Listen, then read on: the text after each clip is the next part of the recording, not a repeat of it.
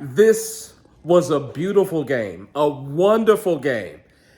Brothers, this is what I'm talking about. This was great quarterback play from both teams, from both quarterbacks. Both quarterbacks were simply amazing today. Sam Darnold was fucking legit. Matthew Stafford with 346 yards, 3 touchdowns, a season high in the NFC Championship game. Sam Darnold and Matthew Stafford were both legit. This is what quarterbacking looks like. This is pure quarterback play. I loved every moment of it. You go from Jared Stidham and Drake May to good night, baby. I love you. Good night. You're not going to sleep. Why you keep doing that shit? She doesn't fall for that shit. I love you. Okay? Get up. My oldest trying to pretend that she's going to sleep for the youngest because the youngest was going to bed. And so she tries to pretend like, oh, if I pretend, maybe she won't be upset. Man, get the fuck out of here. I love my girls, but goddamn. But anyway, going from Jared Stidham and Drake May to this. Now, of course, you're going to have your people in the comment section. Well, they were playing in terrible weather. They were playing in a blizzard in Denver. They were playing in a blizzard. Man, the whole AFC, the quarterback play was trash. It was absolute trash. Okay? Drake may have been an MVP candidate throughout the regular season, but let's not kid ourselves. He hasn't been like playing lights out in these playoffs. Come on. And then you got Jared Stidham, like, come on, man. Come on. The NFC is far superior to the AFC this year. I believe Seattle will win the Super Bowl. It's like I said in my last video. Whoever wins this game will win the Super Bowl. And brothers, this is Seattle's chance to get that stench from the 2014-2015 Super Bowl off of them. Brothers, I remember exactly where I was. I was in the Arlington Highlands, right next to the Parks Mall here in Arlington, Texas. Me and my homeboy at the time, we went to Boomer Jacks. Everybody there, we were, of course, we were fans from all teams, but nobody in that bar was going for the Patriots. Nobody, absolutely nobody. We were all Seahawks fans that day. All of us.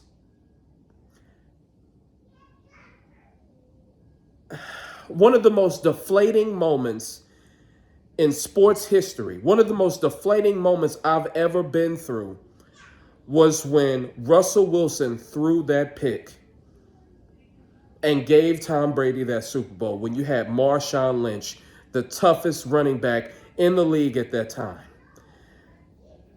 They never recovered from that.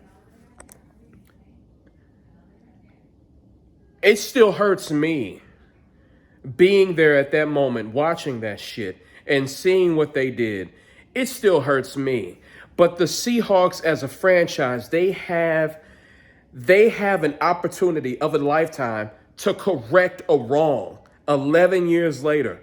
They get the rematch. The New England Patriots in the Super Bowl, a team that stole their back-to-back aspirations from them. They get a chance to right that wrong. Brothers, you don't get this many chances in sports to right a wrong against a previous opponent. When my Mavs did it against the Heat, brothers, I will never let that championship go. My dad was still alive at that time. We saw that finals together. I was 20 years old at that time. Watching the Mavericks get revenge on the Heat after they cheated us back in 2006. You touched Dwayne Wade, it was a foul. Just breathe on him. It was a goddamn foul. We were up 2-0. And then the ref stepped in and changed the complexion of that fucking series. I fucking hated that. And when we got a revenge against LeBron James, D-Wade, Chris Bosh, that was so cathartic. That meant everything to me. Oh, my God. Oh, or like when the Cowboys finally got their get back against the Pittsburgh Steelers. My dad used to show me old Super Bowl clips from the 70s. And he will be like, son, who you think is going to win this game? And I'm like, well, you showing me the game. The Cowboys are going to win this. He was like, wait and see. And the Cowboys would always lose in heartbreak to the Steelers back in the 70s, back in those Super Bowls. And then they got their get back in 96 against the Steelers. You don't get this many opportunities, and Seattle finally have it, man. I didn't think they were ever going to be able to get their get back from that. I thought they were going to be a franchise in misery after that. They have a chance to do a thing, dog. I'm going to be a huge Seattle Seahawks fan 2 weeks from today.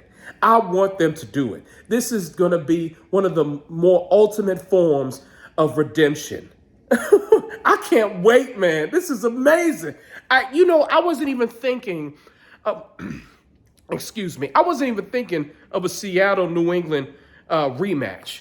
I didn't see this in the cards. I wasn't even thinking of this. No one was thinking, well, I know some people were, but I wasn't. The Seahawks can complete the redemption arc. They can do it. They can do it, man. But with all that said, and Sean McVay called a great game today. They just came up short. The defense obviously didn't have their best game. But when you're going against Sam Darnold, Jackson Smith and Jigba, and Kenneth Walker is so fucking fast, man. The way he attacks the edge, you don't really see that very often in the NFL because there's so much speed on defense. But the way he attacks the edges, goddamn, son, you got to give him credit. Sean McVay called a great game, just wasn't good enough. Matthew Stafford played a great game. They just came up short. Devontae Adams, Puka Nacua. Devontae Adams and Puka Nacua cooked today. They were fucking amazing today. Oh, God. But you're in Seattle. You're playing against that tough-ass defense. For them to score, like, what was it, 27 points? For them to score 27 points against that defense in Seattle, Sean McVay called a great game. Those two receivers played a good game. The quarterback, Matthew Stafford, played a great game. Even the running backs, Kyron Williams and Blake Corum, they played good games as well. I thought Reek Woolen was going to give the fucking game away for a second there. On 4th and 12, he was a fucking idiot and decided to taunt the Rams bench. That's a cuttable offense. Oh, shit, Cam Chancellor. He's about to give out the NFC trophy. Okay, they got Cam Chancellor back. All right. Old school Legion of Boom. Can y'all believe it? The Legion of Boom is old school now. Damn, we getting old, brothers. But with all this being said, Sean McVay, Jared Verse, Matthew Stafford, Puka Nacua, Devontae Adams, Kyron Williams, Blake Corum, Landman, Braden Fisk, Kobe Bryant. Sit y'all motherfucking asses down. Sit down. Sit down. Sit down. Sit your ass down. Down. Down. Oh, man. Brothers, I can't stress enough how good a game this was. This was a great fucking game, man. It really was. Man. Shout out to the head coach for Seattle. Was it Mike McDonald? I know that the Ravens are regretting him right now.